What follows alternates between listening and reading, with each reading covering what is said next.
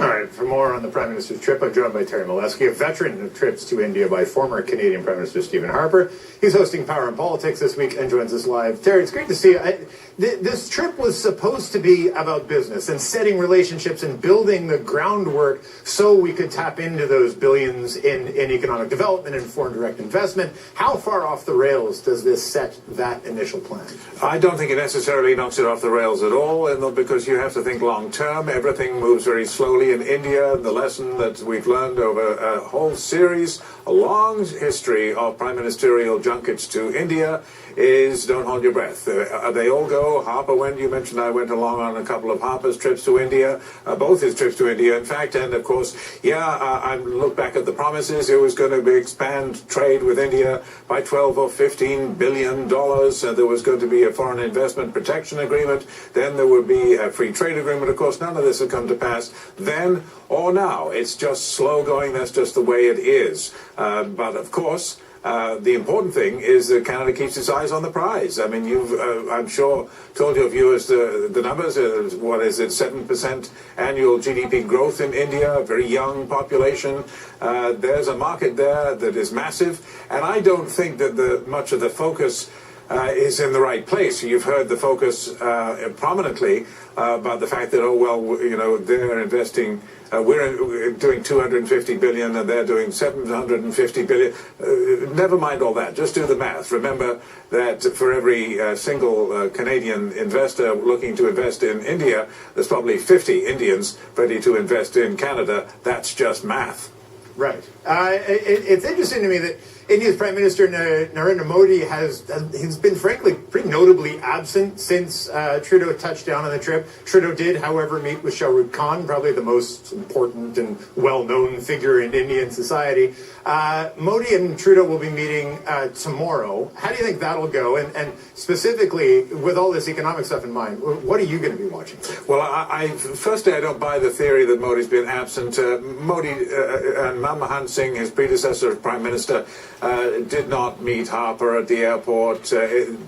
Modi has gone beyond the requirements of protocol, I should add, by meeting, for example, Bibi Netanyahu at the airport. But I don't think too much to be read into all of that. The key thing is that Modi has sold himself to Indians as the man who is going to revolutionize the Indian economy. He's going to be interested in any possible avenue for growth. I do not think that Modi has snubbed Trudeau. In fact, on the contrary, I think that he's thrown him a bit of a lifeline by taking the heat off Trudeau over this fiasco over the convicted attempted murderer invited to the PM's reception last night by tweeting about how he's looking forward to meeting Trudeau and strengthening bilateral relations, blah, blah, blah. Nothing about the wrong guy being invited to the reception. I don't think Modi will be interested in Trudeau's fashionable outfits and his photo ops at the Taj Mahal and elsewhere.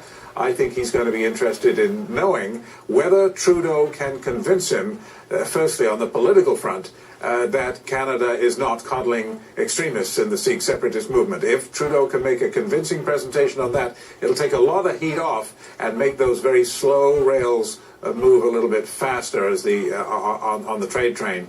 And at the end of the day, from that economic perspective, this deal would mean a great deal to Canada. Are we still pretty small fries to India, or are we an important enough destination that, as you say, those 50-to-1 ratio of investors from India that want to look into Canada, that we are enough of a draw to make this worth India's while? I think we are. Yes, I think we are enough of a draw. I think there's a bit of sort of little Canadian denial here, where it's often said that we don't matter to them. Okay, well, we don't matter to them as much as many other closer, more dangerous, many other countries. But Canada is a very important economy, and it's a very important gateway to North America, at least as long as NAFTA survives. And I don't think Modi is going to take the attitude that, well, this doesn't matter. Far from it. Remember that when Modi was elected, one of his early trips was to Canada. Stephen Harper stuck to him like glue, you'll remember, and there was a big Modi event in Toronto with Stephen Harper looming over Modi's shoulder through the whole thing because Modi attracted a lot of attention. But he wasn't paying all that attention to Canada because he thinks Canada doesn't matter. So there is value in this both ways, and I think it's going to grow way too slowly, but it'll grow.